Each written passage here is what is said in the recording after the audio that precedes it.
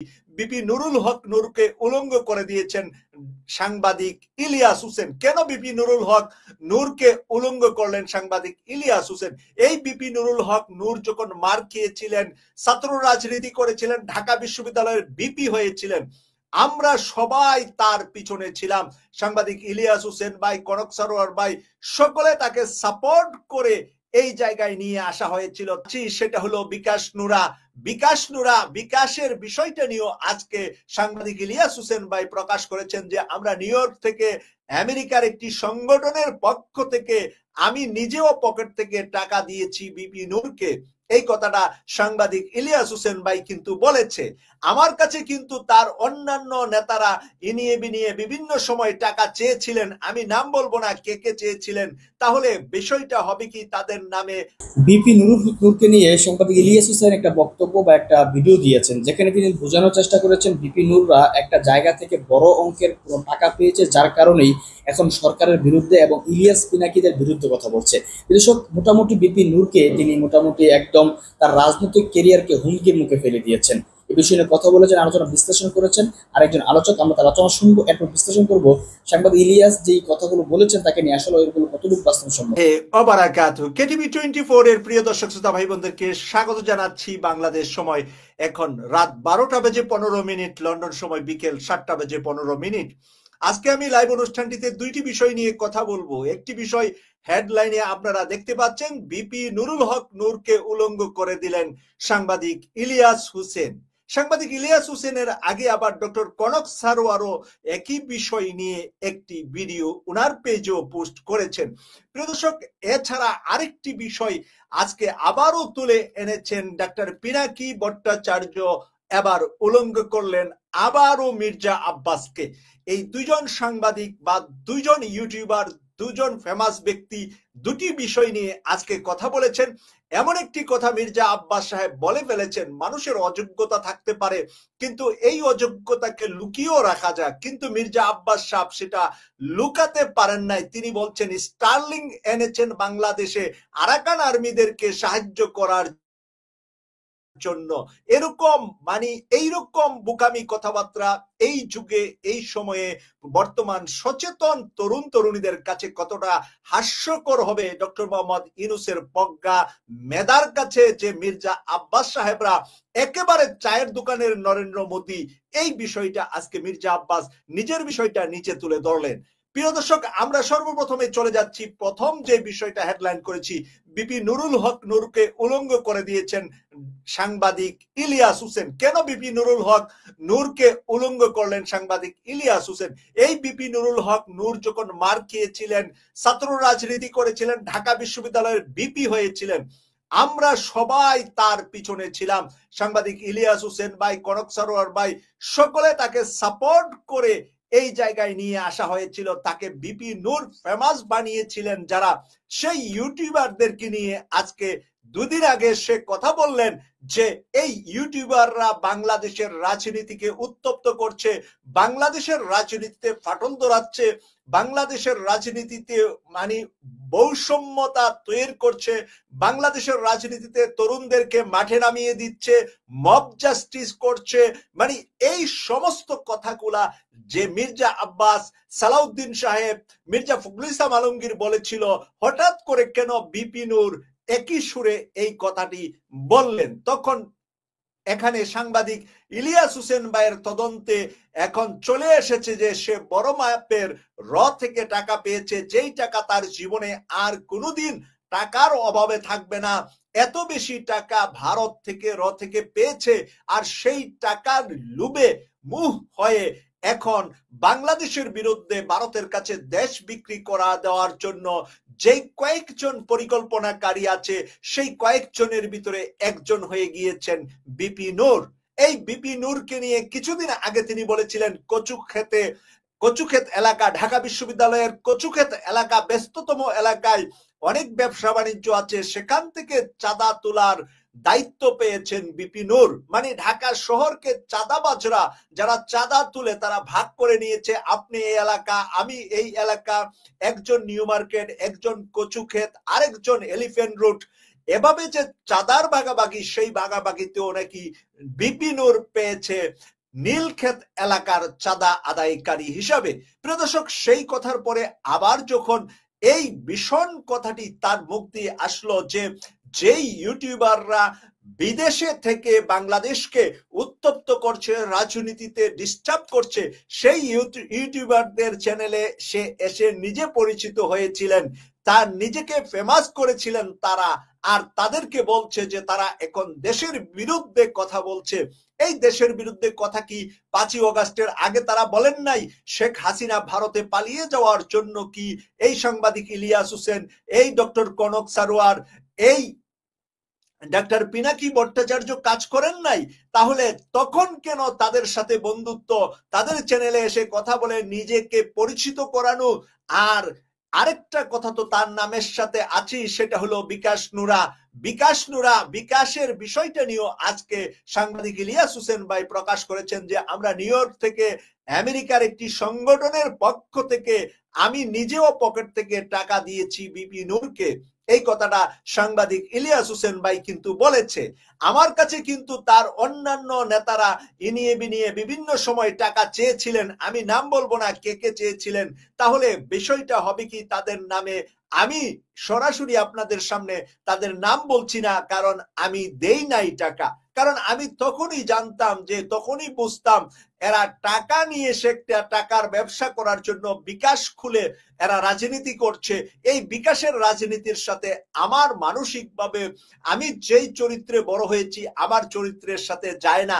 সেই কারণে আমি কখনো টাকা দেই নাই বিকাশ নূরকে, বা নূর চায় নাই। নূর শুধুমাত্র একটা দুইটা অনুষ্ঠানে আমার সাথে যুক্ত হয়েছে, আর তার অন্যান্য নেতারা বহুবার বহু অনুষ্ঠানে আমার সাথে যুক্ত হয়েছে, আমার সাথে তাদের সুসম্পর্ক সকলেরই আছে।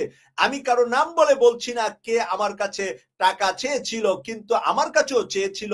আমি কিন্তু বিকাশ নাম্বারও নেই নাই, আমি কিন্তু কোনো টাকা দেই নাই। কিন্তু ইলিয়াস ভাই বলছে আমি তো বিকাশে টাকা পাঠিয়েছি তাদের জন্য, এবং অন্যান্য মানুষদেরকে বলেছি টাকা দেওয়ার জন্য, এবং আমরা টাকা দিয়ে তাদেরকে প্রতিষ্ঠিত করেছি রাজনীতির মাঠে রাজনীতি করার জন্য। যখন আওয়ামী লীগের সময় ছাত্র শিবির এবং ছাত্র দল মানে প্রকাশ্যে এসে ছাত্রলীগের বিরুদ্ধে কথা বলতে পারছিল না, তখন বিপি নূর যেহেতু কথা বলেছে সেহেতু আমরাও তাকে সহযোগিতা করেছিলাম। প্রিয় দর্শক, সেই সহযোগিতার উল্টা আজকে এই বিপি নূর যে দাঁড়িয়েছে এই সাংবাদিকদের পিছনে, এই ইউটিউবারদের পিছনে, যার পিছনে লেগে বিএনপির বড় বড় নেতা উলঙ্গ হয়ে গিয়েছে। ইতিমধ্যে বিএনপির সালাউদ্দিন উলঙ্গ হয়ে গিয়েছে। ভারতে সালাউদ্দিনের কাছে কোন সুন্দরী নারী আসতো, কখন সালাউদ্দিন কোন রেস্ট হাউসে ঘুমাতেন, কি করতেন, সবকিছু ইতিমধ্যে চলে এসেছে। এর আগে মির্জা আব্বাস একটি কথা বলে মির্জা আব্বাসকে উলঙ্গ করে দিয়েছে। ডাক্তার পিনাকি ভট্টাচার্য মির্জা আব্বাসের বাবা যে একজন মানে পেঁয়াজু বিক্রেতা, পুরি বিক্রেতা, আর একটি ঢাকার মতিঝিল আইডিয়াল স্কুলের দফতরি ছিলেন, এই কথাটা আমি আপনার জীবনেও শুনি নাই। কিন্তু আজকে উনি ঢাকা ব্যাংকের মালিক কিভাবে হলেন, এই বিষয়টা কিন্তু প্রশ্ন রেখেছে এবং প্রশ্ন রয়েই গিয়েছে। এরপর থেকে কিন্তু আমরা দেখছি যে মির্জা আব্বাস একটু পিছনে ছিল, মিডিয়াতে তেমন আসে নাই।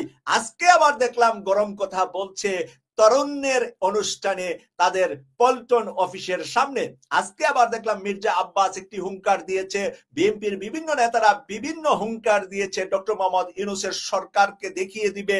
ডক্টর মোহাম্মদ ইউনূসের সরকার কোনো সরকার নয়, ডক্টর মোহাম্মদ ইউনূসের সরকার এটা সেটা, এটা করুঙ্গা সেটা করুঙ্গা, এটা করুঙ্গা সেটা করুঙ্গার পরে কি হয় এটা আপনারা একটু বলেন।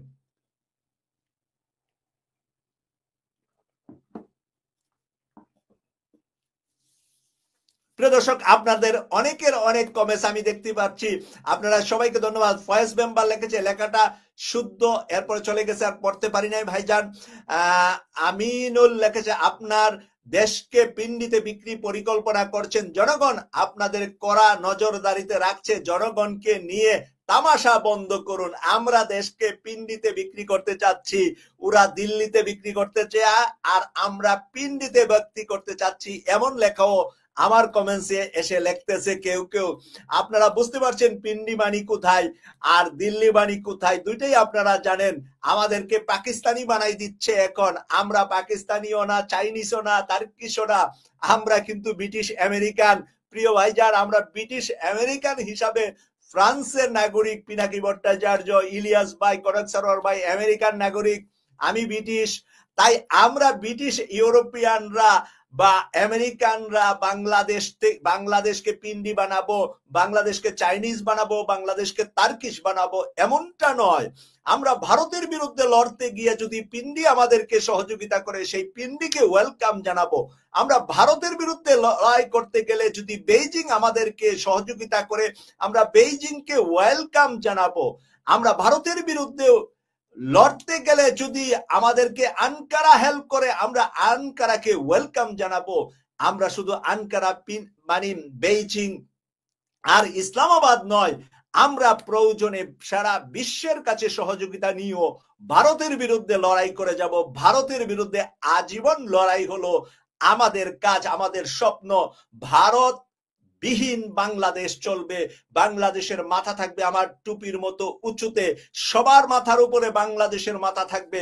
বাংলাদেশ থাকবে সারা বিশ্বের বুকে একটি প্রভাবশালী, শক্তিশালী অর্থনৈতিক, সামাজিক, রাজনৈতিক শিষ্টাচারের একটি দেশ, যেখানে থাকবে সকল মানুষের কোনো ধরনের ভেদাভেদ থাকবে না। নারী পুরুষ ধর্ম বর্ণ নির্বিশেষে সকলে স্বাধীনভাবে ভোগ করবে তাদের স্বাধীন মাটিতে, তাদের স্বাধীন জমিনে। তাদের সন্তানরা স্বাধীনভাবে লেখাপড়া করবে।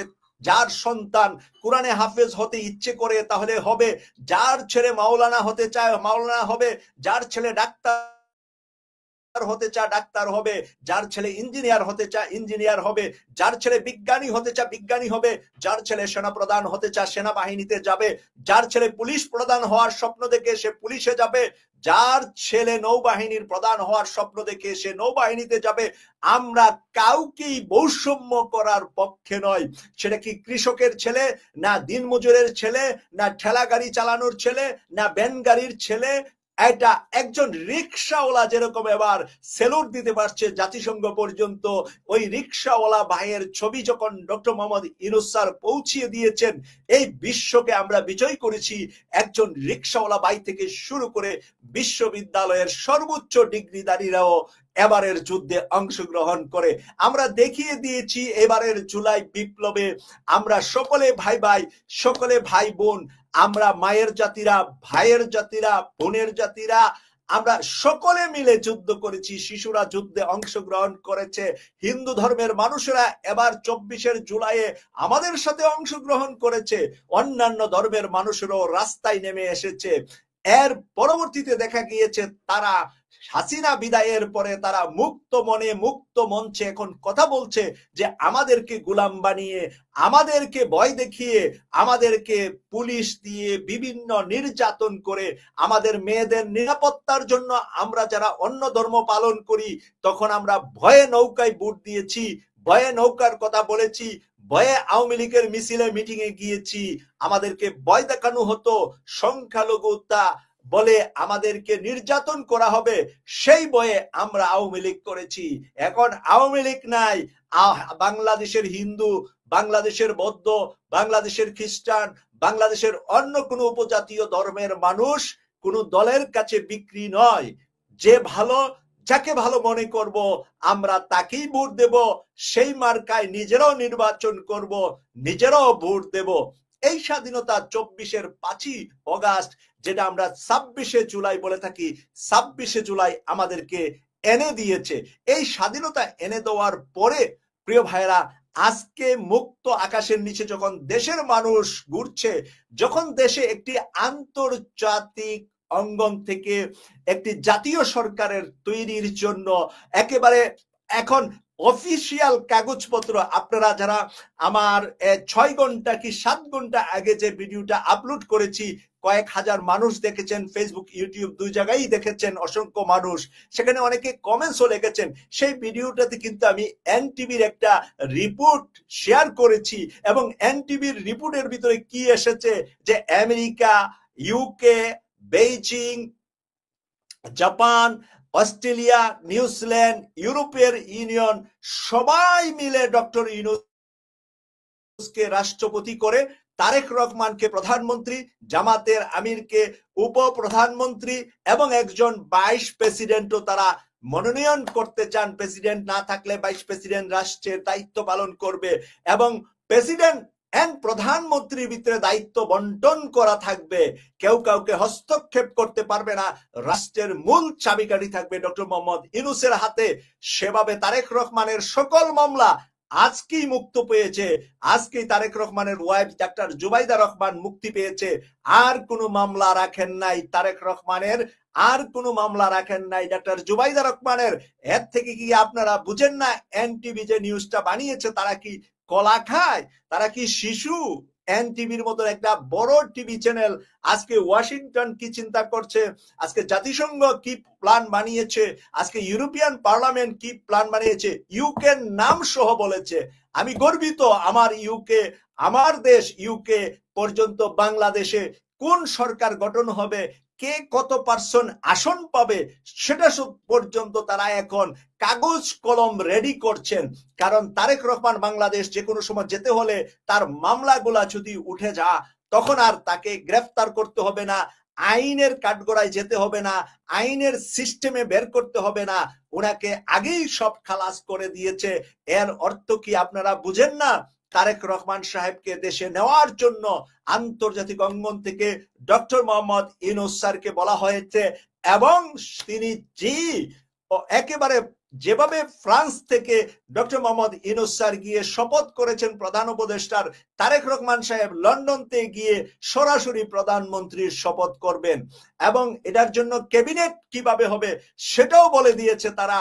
25% ক্যাবিনেটে থাকবে বিএনপি, 20% থাকবে জামাত, 15% থাকবে এনসিপি, 10% থাকবে দেশের বুদ্ধিজীবী মেধাবী যারা এখন ইউনূস স্যারের সাথে আছে, তার মধ্যে অর্ধেক ভালো আছে, তাদেরকে রেখে 10%, আর 25% বলেছে অন্যান্য রাজনৈতিক দল, ইসলামী আন্দোলনকে দিয়েছে 5%।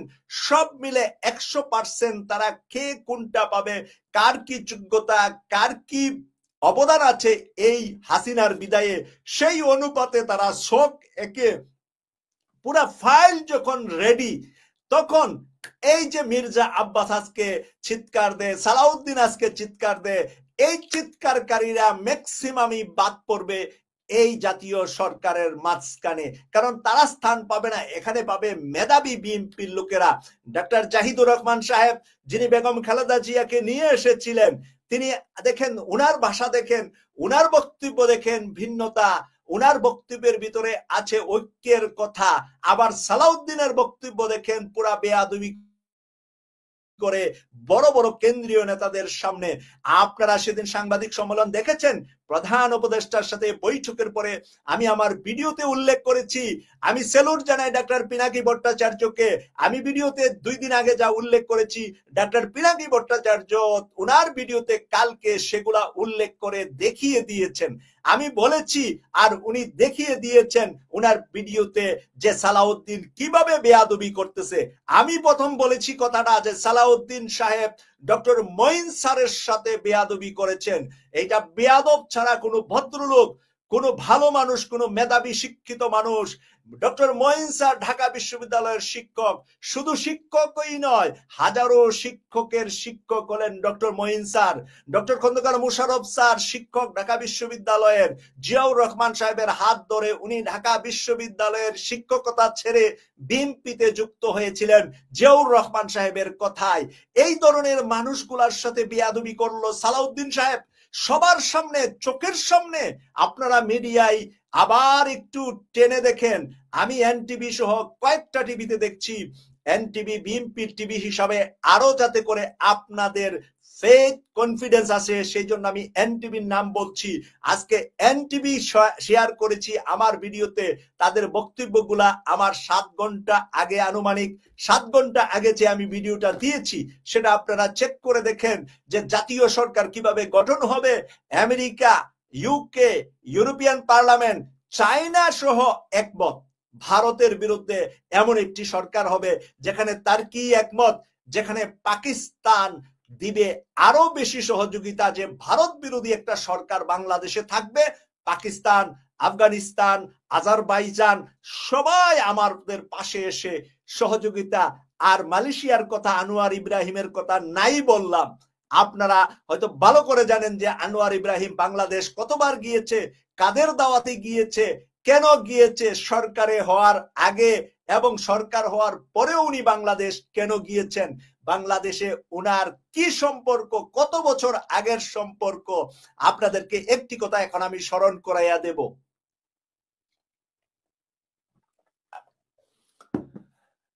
জামাতের নায়েবে আমির ডাক্তার সৈয়দ আব্দুল্লাহ মোহাম্মদ তাহের যখন 1985-86 সালে বাংলাদেশ ইসলামী ছাত্র শিবিরের সভাপতি, তখন আনোয়ার ইব্রাহিম মালয়েশিয়া সেম ছাত্র শিবিরের মতনই একটি ইসলামী ছাত্র সংগঠনের তিনিও ওই দেশের সভাপতি, এবং আনোয়ার ইব্রাহিমকে কুমিল্লা বারডেমে নিয়ে অনুষ্ঠান করেছিলেন এই ডাক্তার সৈয়দ আব্দুল্লাহ মোহাম্মদ তাহের। ঢাকায়ও অনুষ্ঠান করেছে, কুমিল্লাতেও অনুষ্ঠান করেছে এই আনোয়ার ইব্রাহিমকে নিয়ে। এরপরে আনোয়ার ইব্রাহিম আরো এসেছে বাংলাদেশে, আরো কয়েকজন, তাদেরকে ছাত্র শিবিরই বারবার দাওয়াত দিয়ে আনোয়ার ইব্রাহিম এনেছে। আনোয়ার ইব্রাহিমকে সৈয়দ কামাল উদ্দিন জাফরি সাহেব উনার মাহফিলে দাওয়াত দিয়ে এনেছে। প্রিয় দর্শক, সেই আনোয়ার ইব্রাহিম কিন্তু মালয়েশিয়ার প্রধানমন্ত্রী। মালয়েশিয়ার সাথে আমাদের এত মানুষ এখন কেন যাচ্ছে, কেন এত মানুষের কন্ট্যাক্ট হচ্ছে, এটা বুঝেন না? এখন কাদের হাত আছে, যার সাথে যার হাত আছে। কাতারে কেন এত বড় সম্বর্ধনা পেলেন ডক্টর ইউনূস স্যার? কাতার কেন বিএনপি নেত্রী বেগম খালেদা জিয়াকে প্লেন দিলেন আসা যাওয়ার জন্য? সবকিছু বুঝতে হবে। এখানে শুধু বিএনপি নয়, অন্য একটি বড় ইসলামী শক্তির একটা হাত আছে কাতারের সাথে। এই সমস্ত বিষয়গুলা শেখ হাসিনা ভালো করে জানেন, বিএনপি নেতারা ভালো করে জানেন কার সাথে কোন দেশের কার বেশি সম্পর্ক। এরদোয়ানের সাথে কার সম্পর্ক? মাওলানা মতিউর রহমান নিজামীকে যখন ফাঁসি দেওয়া হলো, এরদোয়ান কি করলেন? যে আনকারায় যেই রাস্তায় বাংলাদেশ এম্বাসি, ওই রাস্তার নাম পাল্টিয়ে দিলেন, নাম পাল্টিয়ে নাম রেখে দিলেন শহীদ মাওলানা মতিউর রহমান রোড। শহীদ মাওলানা মতিউর রহমান রোড। উনাকে ফাঁসি দেওয়ার পর দিন রাস্তার নাম পাল্টিয়ে দিয়েছে, কারণ আনকারায় যে কোনো বাংলাদেশি, যে কোনো অ্যাম্বাসেডার ঢুকবে, পৃথিবীর যে কোনো জায়গায় গুগলে সার্চ করবে, তখন দেখতে পাবে বাংলাদেশে এম্বাসিটা হয়েছে শহীদ মাওলানা মতিউর রহমান রোডের মাঝে। প্রিয় দর্শক, এই যে কাজগুলা, এই এরদোয়ান কি এখন বেশি বুড়া হয়ে গিয়েছে? এই এরদোয়ান বাংলাদেশে কাদেরকে রাষ্ট্রীয় ক্ষমতায় আসতে চা? ইসলামপন্থীদেরকে উনি হেল্প করতে চা, সহযোগিতা করতে চা, বিএনপি কেও সাথে রাখতে চা। কারণ ভারত বিরোধী হিসাবে বিএনপি, জামাত, ইসলামী দল সবগুলা মিলে যদি একসাথে থাকে, তাহলে ভারতের গলা, নরেন্দ্র মোদীর গলা এভাবে টিপে ধরা যাবে। এভাবে টিপে ধরার জন্য তারা বলছে অর্থ লাগবে আমরা দেব, অস্ত্র লাগবে আমরা দেব, আমরা সব ধরনের সহযোগিতা করব। কিন্তু ঐক্যবদ্ধভাবে ভারতের বিরুদ্ধে, শেখ হাসিনার বিরুদ্ধে তোমরা 15.5 বছর যাদের কাছ থেকে নির্যাতিত হয়েছ, সেই দেশটার নাম ভারত, যেই দলটার নাম আওয়ামী লীগ, তাদের বিরুদ্ধে বাংলাদেশের সবাই এক হয়ে যাও, তোমাদের যা লাগবে সবকিছু আমরা দেব। আজকে যদি বিএনপির বড় নেতারা এই ওয়াশিংটনের সিদ্ধান্তের বিরুদ্ধে কথা বলে, তাদের অবস্থা কি হবে? এটা আমার আপনার মনে হয় 26শে জুলাইয়ের কথা তারা ভুলে গিয়েছে। হাসিনার অবস্থা কি হয়েছে? যদি ইউকের কথা ডিনাই করে কি হবে? ইউকেতে already million million dollar Hasina, Rehana এবং এফ সালমান রহমান এদের সম্পত্তি অলরেডি বাজেয়াপ্ত করে ফেলেছে। আমেরিকাতে এদের ছেলে মেয়ের যত সম্পত্তি আছে সব বাজেয়াপ্ত করার জন্য এফবিআই ফাইল তৈরি করছে। প্রিয় দর্শক, ইউরোপিয়ান ইউনিয়নের যে কোনো দেশে এদের অর্থ আছে, সেগুলা ধরার জন্য কার্যক্রম চলছে। সিঙ্গাপুরে ধরা হচ্ছে, দুবাইতে ধরা হচ্ছে। আমরা কি বুঝি না যে এটা কার প্রভাব? এটা কি বিএনপির একক প্রভাব? এটা ডক্টর মোহাম্মদ ইউনূস স্যারের একক প্রভাব? নো, এখানে বিশাল ভূমিকা আছে মধ্যপ্রাচ্য, ইসলামিক দেশগুলা, মুসলিম দেশগুলার ভিতরে বাংলাদেশি ইসলামিক রাজনৈতিক দলগুলার। ইসলামিক রাজনৈতিক দলগুলাকে তারা যুগ যুগ যাবৎ সহযোগিতা করে যাচ্ছে, কিন্তু হাসিনার সময়ে দীর্ঘদিন তাদেরকে সহযোগিতা থেকে তলে তলে সহযোগিতা করলো, সরাসরি আজকের মতন তারা তখন করতে পারেন নাই। হাসিনা ব্যাংক বিমা বিভিন্ন কিছু বন্ধ করে দিয়েছিলেন, যেগুলোর মাধ্যমে তারা সাহায্য পাঠাচ্ছিলেন। আজকে সকল সাহায্য উন্মুক্তভাবে বাংলাদেশে তারা দিতে পারছেন, এবং বাংলাদেশে আলেম উলামা ইসলামী সেন্টিমেন্টের মানুষদেরকে প্রতিষ্ঠিত করে ভারত বিরোধী একটা শক্তিশালী সুন্দর রাষ্ট্র হবে বাংলাদেশ। আর সেই রাষ্ট্রের কাছে মাথা নত করবে ভারত সহ মুসলিমদের হত্যাকারী। এবং আজকে আপনারা গতকালের নিউজটা দেখেছেন কিনা, আমেরিকা নিউজ করেছে, আমেরিকার পররাষ্ট্রমন্ত্রী বলেছে পৃথিবীতে সবচেয়ে নির্যাতিত মুসলমানরা হচ্ছে ভারতের মাঝে। ভারতের মাঝে ভারত সংখ্যালঘুদেরকে মুসলিমদেরকে হত্যা করছে, তাদের ঘর বাড়ি ধর্মীয় উপাসনালয় বন্ধ করে দিচ্ছে। এই কথায় আমেরিকা থেকে আসলো কেন? এবার যদি আমার প্রিয় দল বিএনপির ভাইরা, বিএনপির বোনেরা না বুঝেন, তাহলে কিন্তু আপনাদের জন্য বিপদ আছে। এই বিপদ আপনারা কোনো দিন সামাল দিতে পারবেন না। এখন যদি পশ্চিমা বিশ্বের সাথে উল্টা কথা বলেন, পাকিস্তান কোন জিনিস চিনি না, আপনারা 100 বার বলেন, কোনো সমস্যা নাই। কিন্তু আপনারা যদি বলেন ওয়াশিংটন মানি না, লন্ডন মানি না, ইউরোপিয়ান ইউনিয়ন মানি না, তাহলে আপনারা মানবেন কাকে?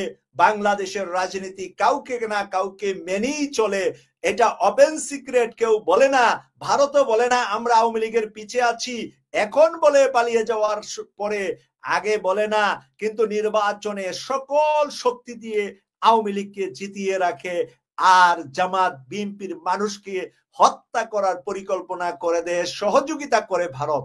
তাই সেইভাবেই বাংলাদেশে যদি বিএনপি রাজনীতি করে, তাদেরও কিন্তু একটা পক্ষ লাগবে। আপনি কোন পক্ষ নিচ্ছেন, সেই পক্ষটা কতটুকু বিজয়ী করে দিতে পারবে আপনাদেরকে। আপনারা যদি এখন ভারতের সুরে কথা বলেন, ভারতের পক্ষে যান, আল্লাহকে মানে আমি সাক্ষী রেখে বলছি, এটা বিএনপির জন্য বিরাট মহা বিপদ হবে। ভারতের সুরে কথা বললে বিএনপি থাকবে না বাংলাদেশে, আটলান্টিক মহাসাগরে ফেলে দিবে। এত বড় মানে সাগরে পড়বেন যে আপনারা কুল কিনারা খুঁজে পাবেন না। কারণ তারেক রহমান সাহেব এখনো লন্ডনে। যেদিন তারেক রহমান সাহেব বাংলাদেশে রওনা দিবে, মনে করবেন যে পশ্চিমা বিশ্বের সকল প্ল্যান, সকল সবকিছু মেনেই উনি বাংলাদেশে রওনা দিবেন। এর আগে উনি বাংলাদেশে রওনা দিবেন না। ভারতের কথায় বাংলাদেশে গেলে উনার বাবাকে ভারত হত্যা করেছে, আর উনাকে তো মশার মতো উড়িয়ে দিবে। উনার ছোট ভাই আরাফাত রহমান কুকুকে ভারত হাসিনাকে দিয়ে হত্যা করেছে। এখন যদি উনি না বুঝেন, বাবার বিষয়টা না বুঝেন, মাকে জেল কাটিয়েছে, মাকে নির্যাতন করেছে এই ভারত, এই হাসিনা, এখন যদি তাদের কথা তারেক রহমান সাহেব শুনেন, তাহলে তারেক রহমান সাহেব দুর্ভাগা হবে বাংলাদেশের রাজনীতিতে। এই যে এখন যে অফারটা ওনাকে সরাসরি বিনা নির্বাচনে, 26শে জুলাই আমরা নির্বাচন করে ফেলেছি, আওয়ামী লীগ পালিয়ে গিয়েছে সংসদ নিয়ে, তাই আমাদের সংসদ লাগবে, মন্ত্রী পরিষদ লাগবে। তাই যারা পালানের জন্য ব্যবস্থা করেছে, যাদের আন্দোলনে পালিয়েছে, তারা সরকার গঠন করবে, যেমনটা সিরিয়াতে সরকার গঠন করেছে। সিরিয়ার প্রধানমন্ত্রীর সাথে আপনারা দেখেছেন যে সৌদি আরবে মিটিং করেছে, কে কার সাথে মিটিং করেছে? সিরিয়ার বর্তমান বিদ্রোহী সরকার প্রধানের সাথে ডোনাল্ড ট্রাম্প সৌদি আরবে মিটিং করেছে, ব্যবস্থা করা হয়েছে মিটিং এর জন্য। সিরিয়ার বিরুদ্ধে ছিলেন ডোনাল্ড ট্রাম্প, কিন্তু মিটিং করে সিরিয়াকে সর্বাত্মক সহযোগিতার কথা বলে গিয়েছেন ডোনাল্ড ট্রাম্প। এখান থেকে যদি তারেক রহমান সাহেব রাজনীতি না বুঝেন, রাজনীতি এভাবে না করতে পারেন, এটা দুর্ভাগ্য হবে বিএনপির ভাই বোনদের। আমার পরিবারের বহু মানুষ বিএনপি করে, আমরা অনেক বিএনপির পক্ষে কাজ করেছি, কিন্তু আজকে যদি ভারত প্রেমী হয়, আমেরিকা, ইউকে, ইউরোপিয়ান ইউনিয়ন তাদের বিরুদ্ধে যা, তাহলে বাংলাদেশে বিএনপি রাষ্ট্র ক্ষমতা গেলেও কাজচিত করে ফেলবে 1-2 বছরের মাথা। কারণ তার আর কোনো আর বন্ধু থাকলো না, তার আর কোনো গার্জিয়ান থাকলো না। যখন ভারত ফেলে দিবে ইউরোপিয়ান ইউনিয়ন, আমেরিকা তখন হাততালি দিবে, বলবে আমাদের কথা শুনো নাই, ভারতের কথা শুনে রাষ্ট্র ক্ষমতায় গিয়েছিল, কতদিন চালাবা, কারণ তখন সবাই দুশ্মন হয়ে যাবে বিএনপির। আমি ভিডিওটা শেষ করার, আজকের লাইভটি শেষ করার আগে আরেকটি আমার চ্যানেল সম্পর্কে কথা বলছি আপনাদেরকে। গত এক সপ্তাহ যাবত আমি বলেছিলাম আমাদের চ্যানেলটা আপনারা সাবস্ক্রাইব করাবেন, বোনদেরকে সাবস্ক্রাইব করাবেন, নারীদেরকে সাবস্ক্রাইব করাবেন। আলহামদুলিল্লাহ গত এক সপ্তাহ প্রায় 7,000 সাবস্ক্রাইবার নতুন হয়েছেন, আপনাদের সহযোগিতায় হয়েছে, এবং অনেক নারীরাও সাবস্ক্রাইব করেছে, অনেকে হয়তোবা সহযোগিতা করেছেন তাদেরকে সাবস্ক্রাইব করার জন্য। পাশাপাশি ফেসবুকেও 5,000 ফলোয়ার বৃদ্ধি হয়েছে, প্রায় 12,000 মানুষ গত এক সপ্তাহ আমাদের দুইটা চ্যানেলে অ্যাড হয়েছেন। তো আমি ফেসবুকে যারা আছেন তাদেরকে এটাই বলেই থাকি, যে কোনো সময় ফেসবুক হারিয়ে যেতে পারে, তাই ইউটিউবটাকেও সাথে সাবস্ক্রাইব করে রাখবেন। যখন আপনাদের প্রিয় ভাই মাসুক ভাই কথা বলবো, যখন অনুষ্ঠান করব, বিভিন্ন ধরনের অতিথিদেরকে নিয়ে অনুষ্ঠান করব, সরাসরি আপনারা আপনাদের ফোনের ভিতরে আমাদের অনুষ্ঠানগুলা দেখতে পাবেন। প্রিয় দর্শক, আমি সর্বশেষ যেই কথাটা দিয়ে শেষ করব, আমি সাংবাদিক ইলিয়াস হোসেন ভাইকে দিয়ে শুরু করলাম। বিপি নূরকে আজকে যে উলঙ্গ করে দিয়েছেন, এই বিষয়টা আপনারা ক্লিয়ার যে বিপি নূর ভারতের রর কাছে বিক্রি হয়ে গিয়েছে। এর আগে সে মুসাদের কাছে বিক্রি হয়েছিল, এইটা ধাপাচাপা চলে গিয়েছিল, কিন্তু আজকে যখন ভারতের রর কাছে বড় মাপের টাকা পেয়ে বিভিন্ন দেশের ইউটিউবারদেরকে সে মানে ইউটিউবারদেরকে দোষারোপ করছে, তখন কিন্তু ইলিয়াস ভাই, কনক সারোয়ার ভাই সহ সকলে তার সমালোচনা করছে। আজকে আমি সর্বশেষ পিনাকি ভট্টাচার্য মির্জা আব্বাসকে নিয়ে আবার নতুন কি বললেন সেই কথাটা আপনাদেরকে শোনাচ্ছি। প্রথমে যা লেখাটা এসেছে, এই সরকার ঔপনিবেশিক সরকার, দেশের মানুষকে বোকা বানাবেন না। স্টার্লিং এনেছেন কার জন্য? আরাকান আর্মির জন্য। আমরা কিন্তু স্টার্লিং ছাড়াই চলেছি। প্রিয় দর্শক দেখেন, অজ্ঞতা মূর্খতার একটা। এরপরে নাম আসছে মির্জা আব্বাস, স্থায়ী কমিটির সদস্য বিএনপি। একটা পিনাকি ভট্টাচার্য এটাকে শেয়ার করেছেন, উনার পেজ থেকে আমি পেয়েছি। পিনাকি ভট্টাচার্য এর উপরে লিখেছে, আব্বাস সাহেব সম্ভবত স্টার্লিং দেখে ড্রোন অথবা মিসাইল ভেবেছেন, মানে মস্কারি করেছেন। স্টার্লিং হলো একটা ইন্টারনেট, এটাকে ড্রোন বা মিসাইল মনে করেছেন আব্বাস সাহেব, এটা বুঝতে পারেন নাই স্টার্লিং কি জিনিস। এখানে লিখেছে বিএনপি নেত্রী রুমির ফারহানা ব্যস্ত ভারতীয় চ্যানেলে আজ তাক বাংলায়। অন্যদিকে দলটির জেনজি বিষয়ক এক্সপার্ট মির্জা আব্বাস বলেছে, স্টার্লিং আনা হয়েছে আরাকান আর্মির জন্য, আমরা তাইলে কোন দিকে যাব? মানে পিনাকি ভট্টাচার্য দুঃখ প্রকাশ করে বললেন, আমরা তাইলে কোন দিকে যাব? মানে বিএনপির পক্ষে থাকব না বিএনপির বিরুদ্ধে যাব? কেন আমাদের কথা বিএনপির বিরুদ্ধে যা? দেখেন, স্টার্লিংকে উনি বলছে আমরা স্টার্লিং ছাড়াই চলতে পারতাম। প্রিয় দর্শক, এই যে ফোনটা এখন আইফোন বা এখন একটা লেটেস্ট ফোন, এই ফোনটা ছাড়াও তো নোকিয়া দিয়ে আমরা 20 বছর আগে চলেছি, তাই না? 20 বছর আগে কি এই ফোনটা ছিল? নোকিয়া দিয়ে চলেছি, ওখানে শুধু কথা বলা যেত, কোনো মেসেজ হয়তো বা লেখা যেত। এখন যেরকম ফেসবুক, ইউটিউব সব চালানো যা, সেটা চালানো যেত না। ফেসবুকের বয়স কত বছর? আমরা যদি চিন্তা করি যে ইউটিউব আগে ছিল শুধুমাত্র কিছু মানুষের জন্য, কিছু স্টারদের জন্য, আজকে যেরকম ইউটিউবটা সকলের হাতে হাতে চলে গেছে। একজন কোরআনে হাফেজ ইউটিউবে গিয়ে তিনি ভালো কোরআন পড়ে পৃথিবীর ভিতরে অনেক সম্মানী হচ্ছেন, অনেক অর্থ রোজগার করছেন, অনেক ধরনের সুবিধাও পাচ্ছে, মানুষ তাকে চিনতেও পারছে। একজন আলেম সেখানে ভালো বক্তব্য দিচ্ছে, নারীরা শুনছে, বেপর্দাশীলরা পর্দা শিখছে, খারাপ মানুষরা ভালো হচ্ছে। এরকম রাজনৈতিক, অর্থনৈতিক, সমাজনীতিক সবকিছুই তো ইউটিউব, ফেসবুকে এসেছে। এখন মির্জা আব্বাস সাহেব যদি বলে আমরা 91-তে সরকার ছিলাম, 2001-এ সরকার ছিলাম, তখন তো ইউটিউবার ছিল না, ফেসবুক ছিল না, তখনই ভালো ছিলাম, ওই জায়গায় আমরা ফেরত যাই। আজকের জিএনজি, আজকের যে তরুণ সমাজ, আজকের যে তরুণীরা, তারা কি এই কথা মানবে? এই পুরান জায়গায় যাবে? সেই জন্য আধুনিক মন মানসিকতা সম্পন্ন লোকের দরকার বিএনপির লিডিং পর্যায়ে। বিএনপি ছাত্র দল থেকে, যুব দল থেকে যারা মেধাবী, দেশে এবং বিদেশে ছাত্র দলের যেই ছেলেরা বিভিন্ন জায়গায় এক্সপার্ট আছে, তাদেরকে বিএনপি দেশে নিয়ে তাদেরকে ভালো ভালো দলের ভিতরে কাজ দিয়ে প্রয়োজনীয় দেওয়াল বেতন দিয়ে তাদেরকে আইটিতে ভালো ভালো জায়গায় কাজ করার সুযোগ করে দিতে হবে। তাহলেই হবে কি, এরা এদেরকে বাংলাদেশে যেই সরকার গঠন করুক তারাও কিন্তু কাজে লাগাবে, তারাও তাদেরকে সম্মানের জায়গায় নিবে। কারণ দেশের জন্য আগে দলের জন্য করে শিখেন। ছাত্র শিবির যেরকম বিজ্ঞান মেলা করে, প্রযুক্তি মেলা করে, মেডিকেল টিম করে, ছাত্র শিবির সেভাবে যদি ছাত্র দল করত তাহলে ছাত্র দলেরও ভবিষ্যৎটা এরকম উজ্জ্বল হবে। ছাত্র শিবির দেখেন বিভিন্ন জায়গায় প্রযুক্তিতে ঢুকে গিয়েছে, সেনাবাহিনী, নৌবাহিনী, বিমান বাহিনীর প্রচুর প্রযুক্তিতে ছাত্র শিবিরের ছেলেরা আছে। আমরা জানি না, আমরা চিনি না। শুধু ছেলেরা নয়, মেয়েরাও আছে ছাত্র শিবিরের, ছাত্রী সংস্থা যেটা মেয়েদের, ওরাও আছে সরকারি বিভিন্ন লেভেলে। কি পরিচয় ছাড়া, কেন চিনতে পারে না? ওরা দেশের জন্য কাজ মেধা বিজ্ঞান দিয়ে ওরা করে ফেলছে।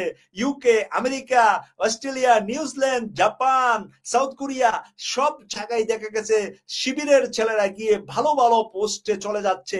এখন যদি ছাত্রদল ওইরকম মেধাবী, মেধা চর্চা করে, মেধা নিয়ে ফাইট করে, মেধাতে এগিয়ে যেতে চা, এই মির্জা আব্বাসের মতন লোক যদি না থাকে, এই ধরনের মুখপাত্র হিসেবে কথা না বলা, উনি দল করে, দল তো করবেনই, কিন্তু এরকম মিডিয়াতে এসে উলটপালট কথা বলে দলকে যেন হেয় প্রতিপন্ন, মানুষ যেন না ভাবতে পারে, মানুষ যেন না ভাবে যে আরে এটা তো একটা মানে মূর্খ বা অন্ধকার যুগে তারা নিয়ে যাবে আমাদেরকে, এটা যেন না ভাবতে পারে।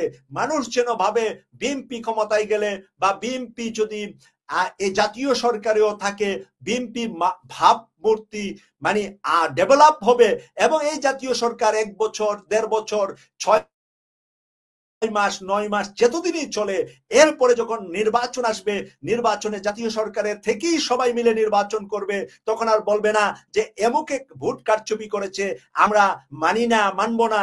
জামাত পাশ করলে জামাত সরকার গঠন করবে, বিএনপি পাশ করলে বিএনপি সরকার গঠন করবে। এখনই যদি তারেক রহমান সাহেব প্রধানমন্ত্রী হয়ে যান, উনি কাজটা শিখে ফেলবেন ডক্টর মোহাম্মদ ইউনূস স্যারের সাথে থেকে। জামাতের আমির ডাক্তার শফিকুর রহমান সাহেব যদি উপপ্রধানমন্ত্রী হয়, উনিও কাজ অনেক দূর শিখে ফেলবেন। পরবর্তীতে রাষ্ট্র ক্ষমতায় যখন পূর্ণাঙ্গভাবে চালাতে হবে, তখন দেখা যাবে যে তাদের মধ্য থেকে, তাদের কাছ থেকে রাষ্ট্র অনেক কিছু পাবে, অনেক রাষ্ট্রের মঙ্গল হবে, অনেক রাষ্ট্রের ভালো হবে। প্রিয় দর্শক, আমি সর্বশেষ আপনাদের কাছে এই শুভ সংবাদটা রেখেই যেতে চাচ্ছি, সেটা হলো জাতীয় সরকার বাংলাদেশে গঠন হচ্ছে। আগামী কয়েকদিনের ভিতরে আমরা জাতীয় সরকার, বিএনপি ছাড়া বাকি সবাই রেডি। এখন বিএনপিকে রেডি করতে যেই কয়টা দিন সময় লাগে, আজকে তারেক রহমান সাহেব, ডাক্তার জুবাইদা রহমানের যেহেতু মামলা সকল মামলা থেকে ফিনিশ হয়েছে, বাংলাদেশের স্বাস্থ্যমন্ত্রী যদি ডাক্তার জুবাইদা রহমান হয় আমি সবচেয়ে বেশি খুশি হব। তারেক রহমান সাহেব যদি প্রধানমন্ত্রী হয় আমি সবচেয়ে বেশি খুশি হব। পাশাপাশি জামাতের আমির ডাক্তার শফিকুর রহমান উপপ্রধানমন্ত্রী, ডাক্তার সৈয়দ আব্দুল্লাহ মোহাম্মদ তাহের, মাওলানা রফিকুল ইসলাম খান, যারা নাকি বিজ্ঞ, মানে যারা নাকি শক্তিশালী মেধাবী, এই দলগুলাতে, বিএনপিতে, জামাতে, তারা যদি সরকারে যায়, ইউনূস স্যারও যদি সরকারে থাকে, একটি চমৎকার নয়, রিয়েল। দর্শক আলোচনা শুনে বুঝতে পেরেছেন, সাংবাদিক ইলিয়াস তাকে এই কথাগুলো বলার কারণে হচ্ছে সাংবাদিক ইলিয়াসের বিরুদ্ধে নূর কথা বলেছেন। তো নূর একটা রিস্ক নিয়েছে সাংবাদিক ইলিয়াসের বিরুদ্ধে। সাংবাদিক ইলিয়াস তার ভিডিওতে বলেছিল যে এর আগে নূরকে নিয়ে সাংবাদিক ইলিয়াস কথা বলেছিল, কিন্তু নূর এতটা ক্ষিপ্ত হয়ে তিনি কথা বলেন নাই। কিন্তু এখন কেন বলছেন? এখন তার কাছে একটা অপশন রয়েছে, অর্থাৎ তিনি বলছেন নূরের হয়তোবা এই অপশন আছে যে ইলিয়াসরা আমার বিরুদ্ধে কথা বললেও আমার কিছু হবে না, বরং আমি যেই অঙ্কে টাকা পেয়েছি সেটা দিয়ে আমার রাজনীতি কেরিয়ার চলে যাবে। এটা ইলিয়াস বোঝানোর চেষ্টা করেছেন। তো আসলে কি বাস্তবতা তাই? এই জন্যই কি ইলিয়াসদের বিরুদ্ধে কথা বলেছেন? এটা হতেও পারে, কারণ এই বিপি নুরুল হক নূর আরো অনেকেই তারা একসময় ইলিয়াসদের পক্ষে কথা বলতো এবং ইলিয়াসদের কথায় রাজপথে নামতো, ইলিয়াসদের কথা সবকিছু করতো। হঠাৎ করেই এমন কোনো পরিস্থিতি ইলিয়াসরা করে নাই, এরকম কোনো অপরাধ ইলিয়াসরা করে নাই যার কারণে এরকম ইলিয়াসদের বিরুদ্ধে কথা বলতে হবে। যখন হঠাৎ করে তারা বলতেছে তখন সন্দেহ লাগে হয়তো এমন হতেও পারে তারা কোনো সংস্থা থেকে বড় ধরনের টাকা পেয়েছে তাদের বিরুদ্ধে বলার জন্য, এই জন্য তাদের বিরুদ্ধে হয়তো বা বলেছে, এটা ধারণা হতে পারে। বাস্তবতা আসলে ভিতরে কি আছে সেটা হয়তো বা তারাই জানে।